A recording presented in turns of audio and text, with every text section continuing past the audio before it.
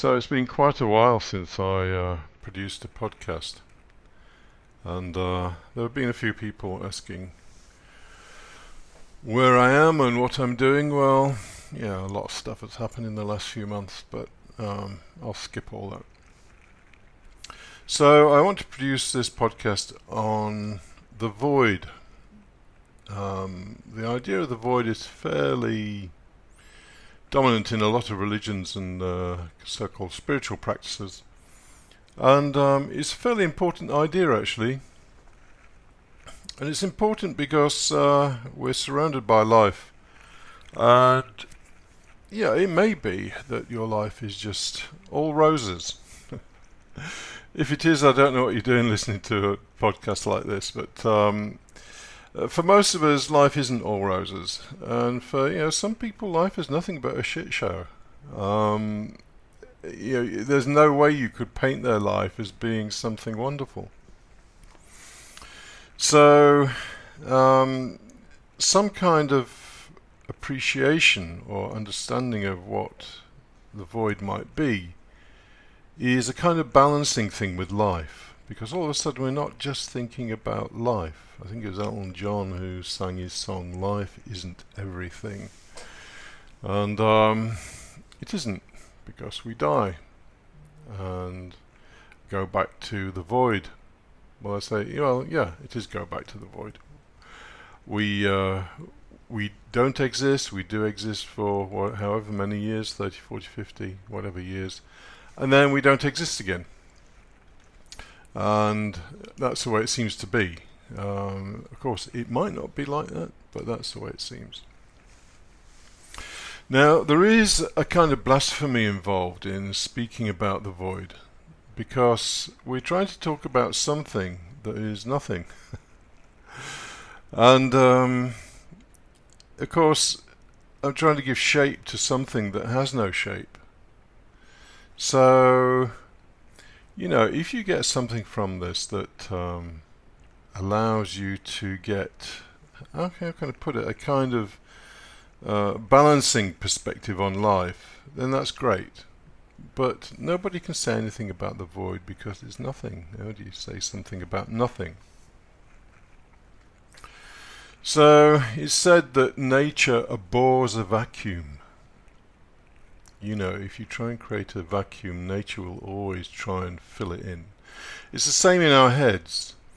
If you've managed to achieve some level of inner peace, it won't last for very long. Because there'll be all kinds of thoughts and events and emotions that will be rushing in to fill that inner peace, that little bit of a void you've created within yourself. And nature's like that. It doesn't really want a place or a behavior that is nothing. It always wants something. So in physics, for example, there is really no such thing as empty space. I've mentioned this before, but there's something called quantum froth, which is subatomic particles which are popping in and out of existence over very, very short periods of time in even the smallest piece of space you can imagine. And these things are always there, and they're popping in and out. And so they're kind of filling that space. And empty space actually has a mass associated with it. It weighs something, which is weird, isn't it? So nature just really doesn't want there to be nothing. And yet we come from nothing, which is, in my kind of understanding of things, a wonderful thing. Anyway. So there's no such thing as empty space. There's no such thing as a still mind. If you've got a still mind, then well done. You should write a book or set yourself up as a guru or something. Anyway, this is all very well understood by Lao Tzu 1,000 or 2 years ago. I can't remember when Lao Tzu was around, but let's say, I don't know, 2,000-3,000 years ago or thereabouts. Lao Tzu is the main figure in Taoism, and he distinguished the void from stuff by calling stuff the 10,000 things. And he characterized the void as the Tao, as the, how can I put it, the pregnant emptiness that gives birth to everything. And actually it's not just Lao Tzu. Spinoza, 17th century philosopher, said that God, and God for Spinoza isn't some old man in the sky. God is what he called the potential for existence. Not existence itself. Existence itself is hardly worth bothering with. You know, Plato despaired of existence because nothing ever really exists. Things are always coming into existence. They're always moving. You can't sort of freeze it and say, well, that's how that tree is, because by the time you've said that, you know, another little leaf has started to grow or something. So everything is always a becoming. There's no permanence. And so the 10,000 things are impermanent and always changing, whereas the void is always empty and always pregnant, waiting to give birth to manifestation. Anyway, those are the basic ideas behind it. I want to really flesh this out with how this affects us and how we behave in life. So, if really at the at the core of things there's a void, an emptiness, then that is the real thing, because that emptiness never ever changes. And so, in our minds, we are always trying to fill that emptiness. The experience of that emptiness comes upon all of us at some point. You know, we might just be sat around, and it may just, you know, the life and the world may just seem totally meaningless, pointless, and all the rest of it. Most people are distressed by that, but actually it's something to really savor. It's a very valuable experience. And one of the sad things is that the more you are able to bear that, the less it manifests. So, yeah, it's just the way the world seems to work. That when it gives something, when you get used to it, then that something kind of disappears. So let's talk about purpose for a moment. Well, you know, people talk about purpose. The universe knows nothing about purpose. The universe just grinds along. It's a big fucking machine that just grinds along. You know, dogs know nothing about purpose. Trees know nothing about purpose. They're just fulfilling their nature as they have been created, although don't think of the word created as some deliberate act, or as they have evolved, they fulfill some purpose. And it's the same for human beings. We fulfill a purpose. Sorry, we do not fulfill a purpose. We are just manifesting as we are. Oh, if I can be bothered, I'll edit that out. Although I probably won't. Anyway, there is no purpose. We have just grown as we, or evolved into the creatures that we are. And if you would say, well, what's the point of existing? Well, you know, that's a totally mind-fucked question, if you don't mind me saying so. Because tomorrow you will eat, possibly copulate, sleep, make efforts to get money, all of these things that we do all the time to maintain our existence. Our purpose, if you like, if you want to say we've got a purpose, is built in. It's to survive and to continue existing. And you can, you know, try and add to that whatever you want. Well, my purpose is to serve God, or my purpose is to help people, or my purpose is to become a great musician, or whatever you want. But that's your own private thing. Life knows nothing about that. Life has just equipped you with the ability to continue to exist insofar as you can. That is your purpose. And, you know, the same thing for meaning. I know somebody quite well whose favourite little phrase is, it doesn't mean anything that it doesn't mean anything. Yeah, you'll probably have to get your head around that one for a while, but it doesn't mean anything that it doesn't mean anything. Meaning, again, is just a human thing. Dogs, cats, ants, planets have no notion, the universe has no notion of meaning. The universe just does what it does. And you can add meaning if you want to, but the universe is meaningless, and it's meaningless because meaning is not a property of the universe, it's a property of the way we think. And it's the same thing with morality.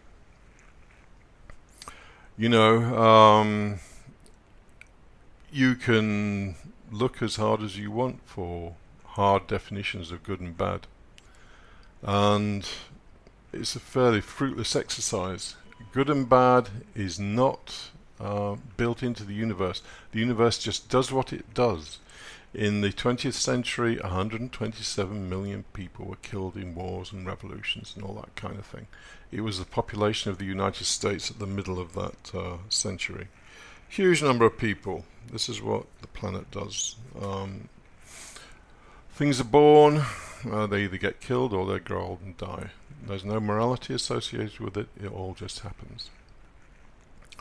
So, at that point, I want to digress a little bit and just talk about this idea of void, because if you can drop all these ideas of purpose, meaning, morality, good, bad, you know, all the rest of it, then it leaves some space, and you're creating space. You're in effect acquiescing to the void, to no meaning, to no purpose, to no morality, to no ideas of good and bad. And that's a very, very big thing, and it's the only way you find peace. But just to add a little bit of philosophy to that, a character called Gödel, and mathematicians will know about Gödel. He lived in the last century, and he created something called the Incompleteness Theorem. And what Gödel's Incompleteness Theorem says is that everything you think, all the sort of frameworks for thought that you have, are incomplete. What he means by that is that you base your world of thought on ideas that cannot be proved. And that's true for mathematics, it's true for science, it's true for everything. We cannot prove the basic axioms or assumptions for the way that we think about things. And this was a big disappointment to a whole load of people in the last century, because they thought they were effectively creating a system of thought that was totally self-contained. There's no such thing. It doesn't matter what your ideas are, the foundations of them are shaky. Gödel's Incompleteness Theorem proves it. By the way, that's spelt G-O-D-E-L, Gödel. He was Einstein's buddy. In fact, he was the only guy that Einstein really wanted to know. Anyway, this is going on a bit, but there's just a few more things I want to go into. So, our thought is based on shaky foundations. It's based on the void, and somebody put a brilliant quote up on the Corporeal Fantasy Facebook group from Huang Po, saying basically that the essence of the mind is the void. It's screaming at you every day. You might go looking for purpose and never be able to convince yourself, because there is no purpose. The essence of what you are is void.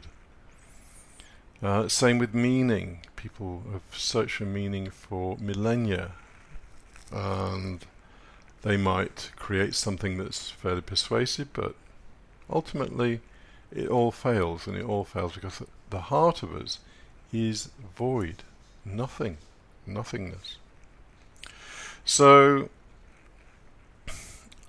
the void is at the heart of us, and instead of trying to fill that in when we feel a little bit lost maybe, or things seem meaningless or whatever, we should really, really savour those kind of feelings and thoughts, because that's the real us trying to pop through. Just a little bit on what we think is mind anyway. For, 16 hours a day, we walk around with this conscious mind. It disappears every night for however many hours, particularly in deep dreamless sleep. Our waking mind is basically the terminus point for the subconscious. Our subconscious is only concerned really with all the mechanisms of survival. And so the subconscious pushes through to our conscious mind, get a job, get food, get money, find a mate, get shelter. All the things that we need for survival, because if you look at your everyday activities, what are they mainly concerned with? With survival, getting money, getting shelter, getting food, so on and so forth. So, to dance with the void is the most difficult thing that a human being can do, because we are constantly tempted to fill in the blanks.